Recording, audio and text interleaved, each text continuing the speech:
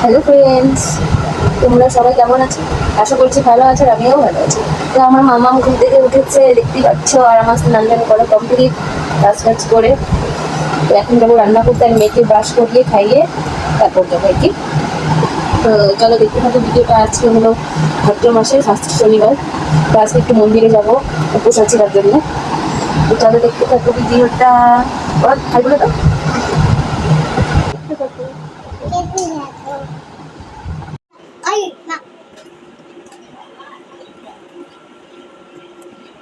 এই যে এখন মাম্মামকে জল বিস্কিট খাওয়াচ্ছি, দেখতেই পারছো তোমরা। মামা লাইন মানে কি বাবা? তারপর এলিফ্যান্ট মানে গুড।